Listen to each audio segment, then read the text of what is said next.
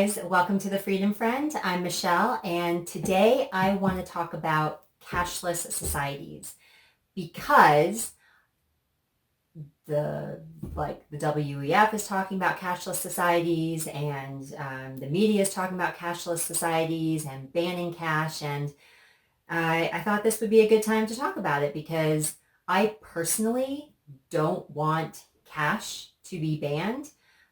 There's a whole load of reasons behind why I wouldn't want cash to be banned. And it's interesting because I am a mom. I am legitimately a soccer mom. I was just at soccer practice the other day and just kind of chit-chatting with a few of the moms. But I find it so interesting when it comes to economics and finance and just things like money, currency, things that have to do with our,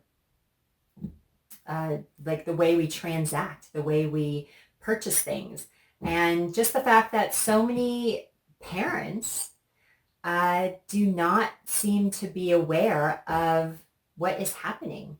I had spoken to a few parents, and I just like to ask people questions and see what they think about what's happening currently, societally, culturally. And I asked, a couple moms about what do you think about them trying to do away with cash? And I was met with like crazy stares. What are you talking about? What are you talking about? Do away with cash? She's trying to do away with cash. So I suppose the only place I can talk about it is here because there's just too many people who don't know what's happening. But I wanted to talk about it because I just saw that, let me pull it up.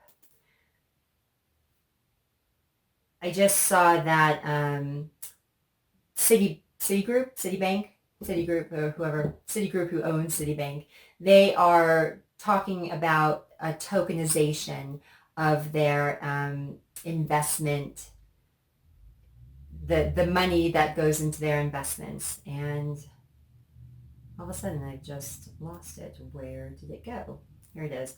So Citi unveils tokenized deposits for institutional trade and cash. And it's called blockchain for banking. It's on ledgerinsights.com. And this was published September 18th, so that is 9 days ago. And they basically are saying that Citi had unveiled 2 digital asset solutions under the umbrella of Citi Token Services. And JP Morgan has also put out some sort of tokenization. I don't think it's as far along as Citibank's yet, but I imagine it's on its way. Basically trying to blockchain and turn everyone's money in Citibank into these worthless tokens. And they are worthless. The cash that we already keep in the bank, that in itself is worthless. It's a fiat currency and it's not sound money. Sound money being, there's 6 or 7 different principles that make something sound money, like it's fungible, it's divisible, it retains its value. Gold and silver has been money for thousands and thousands of years. And right now what all of us have, each country has their own fiat currency. So we don't have real money right now. It's just under fiat, under the dictate of our government to say that the US dollar is our money that's currently, that we use. It's a currency, not really money, currency.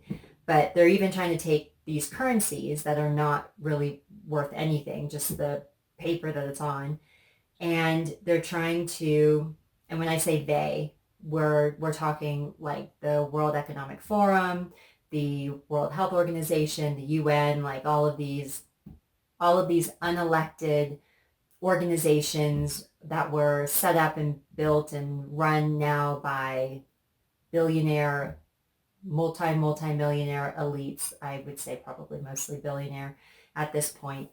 And you might ask, like, why would they want to do away with cash? Like, what is the point? And if you haven't seen there's a lot of YouTubers out there who are talking about it, smartly talking about it. The reasons behind them wanting digital currency. You know what? Why don't we just go to the WEF's website and they can explain to us what they are thinking when they propose having these digital currencies. And then we can talk about why I think it's a really bad idea. So on the W Economic Forum's website, they have an article called The Benefits of a Cashless Society. And this was published a few years back, but this is something that they are trying to push through and have completed in as many countries as they possibly can get their control over by 2030. And they talk about, first they talk about China, because right now China is the country that's furthest ahead in doing this digital currency. And part of the reason that they are is because having a digital currency means that your government controls the digital currency.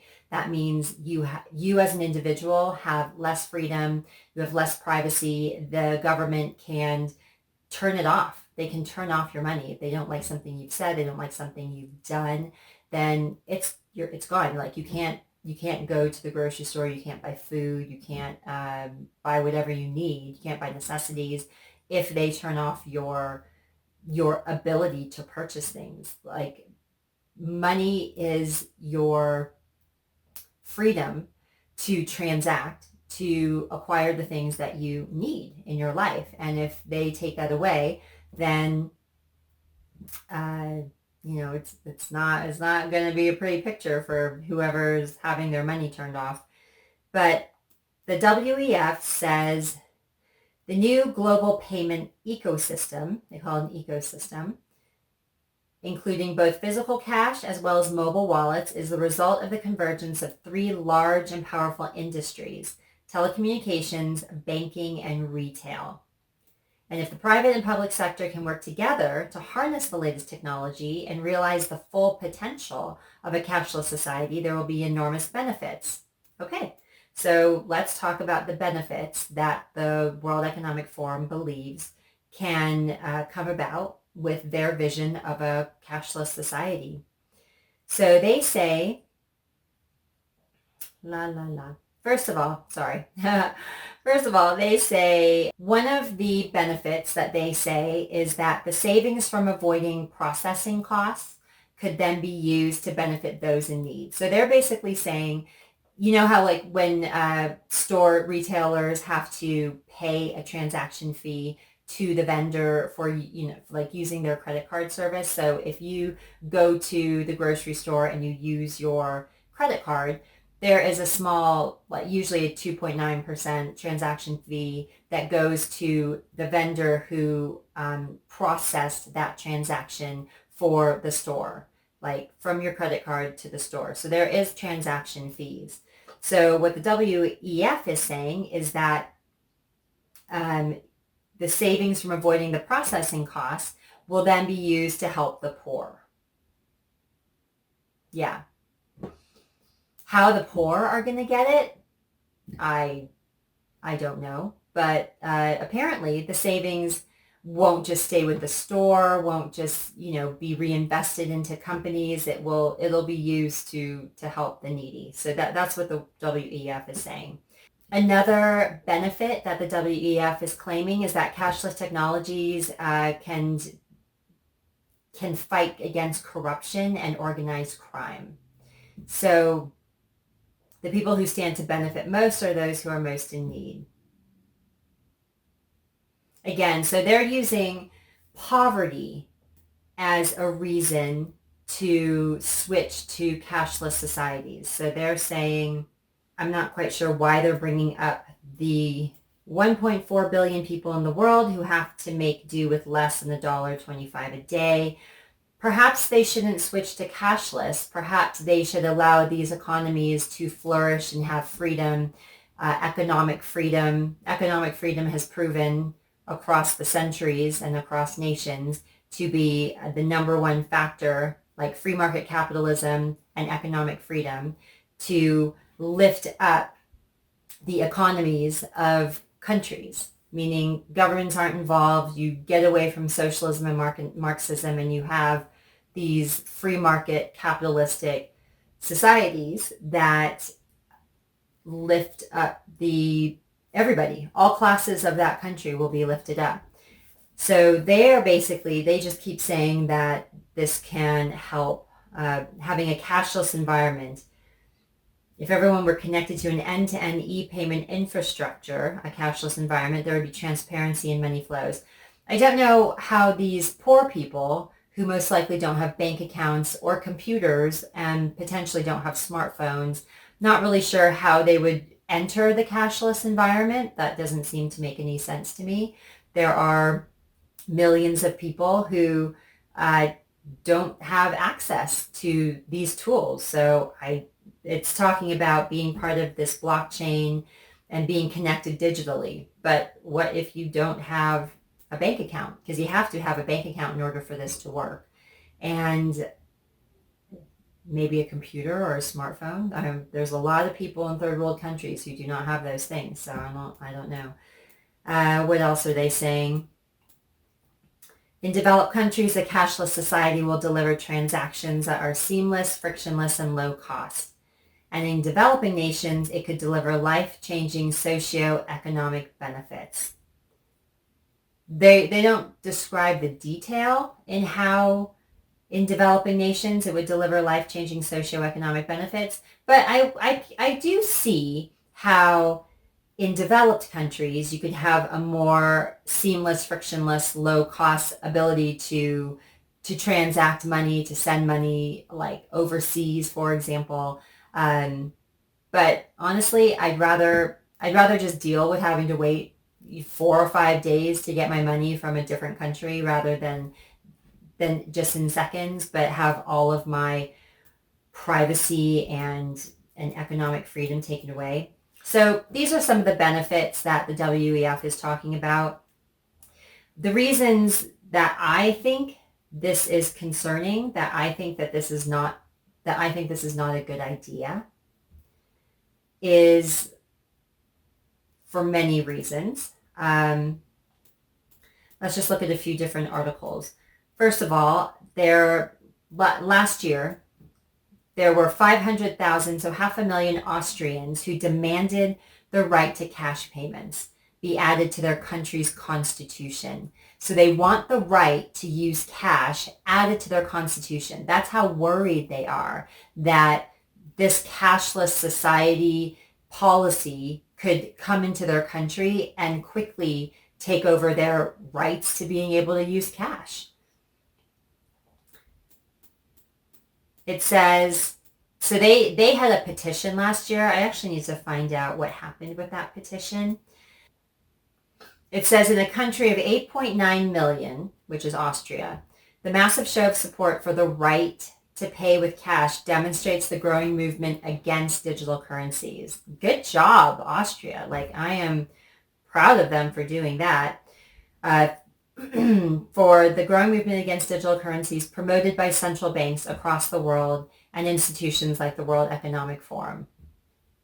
Austria, unlike Greece, the UK, Scandinavia, and the Benelux countries, cash is still king there, as well as other countries like Germany and Switzerland, which have all bucked the trend towards a cashless society. So this gives me some sort of hope that there are countries who are against it. It says in Austria, 50% of all transactions are still conducted in cash, far above the European average of approximately 30%. And Germans are also against digital transactions, with only 9% of Germans saying they would use mobile payments. Good. I think that's great on their part to do that. So why do I think cash is good? Like, why do we want to protect it? First of all, cash provides each and every single one of us privacy and our civil rights. Is that the right? Is that how you say it? Civil right and our civil rights. Sorry, I'm saying it twice. Civil rights.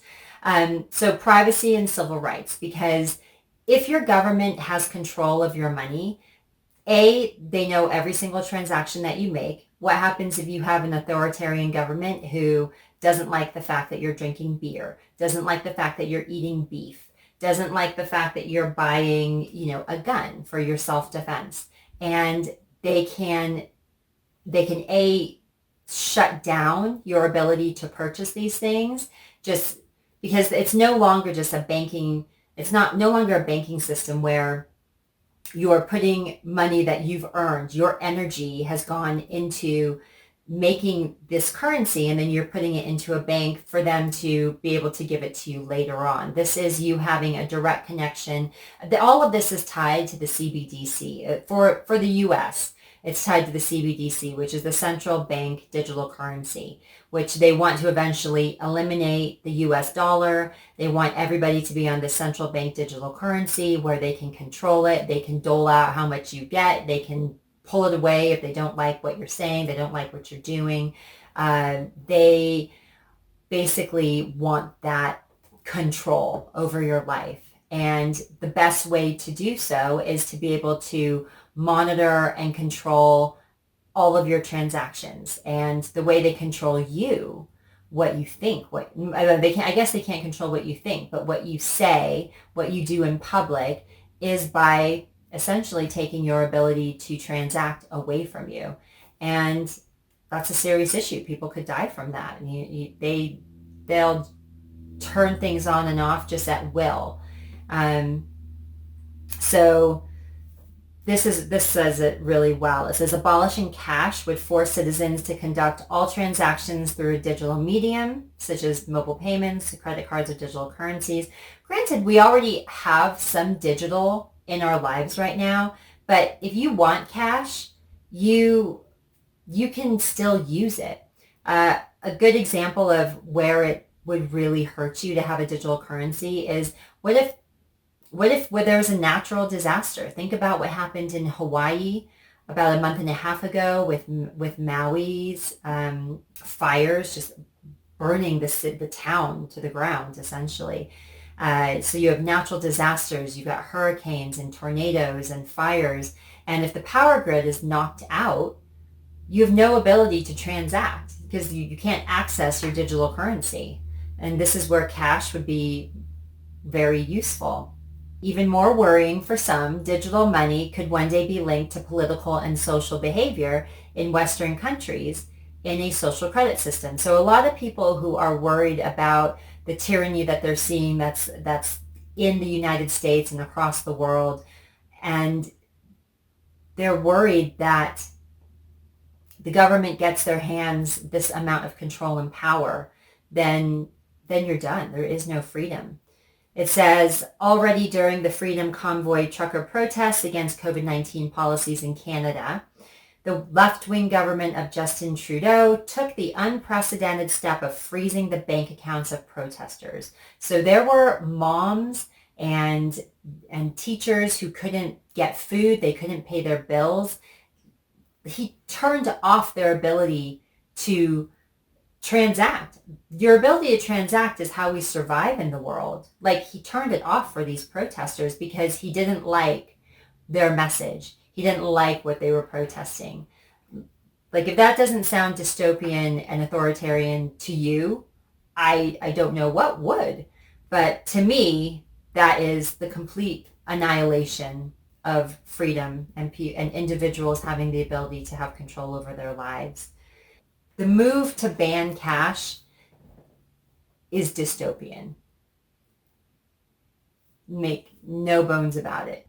It's so horrifying. It's a horrifying thought that the government would be able to control what you have in your account and whether you can even use it or not. And for someone who comes from a family that suffered the persecutions of the Holocaust, for someone who comes the other side of my family who suffered the persecutions of socialism in a East Asian country, decades ago, I'm very sensitive to anything that our government does that could potentially step on our freedoms, step on our rights. And how does this affect our kids? Like, I'm a mom. So many of you are parents. I mean, think about like just the cash. How are you gonna do the tooth fairy? How's the tooth fairy? Let me rephrase that. How is the tooth fairy going to come and give gifts for the children who lose their beautiful little teeth? How am I going to pay my 12-year-old babysitter who doesn't have a bank account or a Venmo account, which I don't even want to use Venmo for privacy reasons. I don't want to use any of these mobile payment apps. How do I pay my babysitter? I have multiple babysitters, and they're all young, because they're learning to work, and good for them. And all of you don't get to do side jobs. You're not going to be able to do any side hustles where you get paid for those. I'm trying to think of what else. I use cash a lot. And like my child's piggy bank, I'm teaching her about saving. And what am I going to do? Give her digital tokens, for, I don't even know if I can give digital tokens. Maybe only the government can give digital tokens, but I don't want to give a digital token. There's energetically and spiritually something about like holding money. And not that I think that the US dollar anymore is actually money, because I don't. It's fiat currency, like I said before, but holding gold and silver right there. Like there is something about holding it that you can feel and understand the value of it when you're touching it. But aside from that, we've been using a physical money, been using cash for centuries. And I know there are people who are saying, like, because of COVID, cash is very dirty. And I just think that's, I think that's the most ridiculous, like, reasoning. We've had cash for so long, and now all of a sudden it's so dirty. And granted, cash is dirty. Like, I'm not refuting the fact that it's dirty, but after I handle my cash, I just wash my hands. I can wash my hands. I got like alcohol sanitizer in my purse. I can just use that. Like, it's not that big of a problem. People, you should wash your hands anyway. If you handle money, if you go out in public and you come home and you're, going to eat dinner, like, wash your hands. Wash your hands. Just wash your hands. So I know there's all these different reasons that they say that cashless is good, but there is no reason for me that would ever trump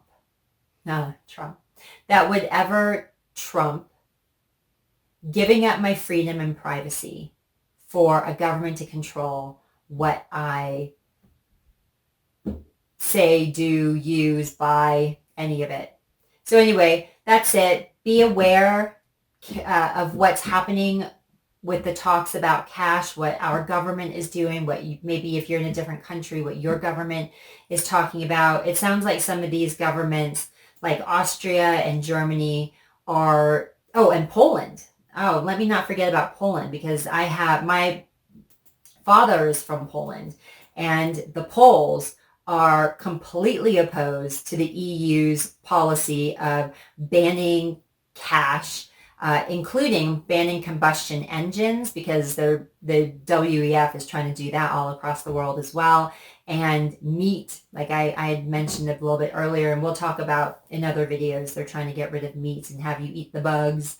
And there was a poll that basically showed that 67% of Polish people in Poland, are opposed to the EU rule that will ban Europeans from registering combustion engines. And where was the cashless? I don't know how many were against the cashless. What was the percentage? I don't know if I can find that. 81% of Poles oppose getting rid of cash. 81%. Like, good job, Poland. I am very proud of you. Yeah, and then they mention Austria, Switzerland, and Germany as well. So there are countries who are fighting against it.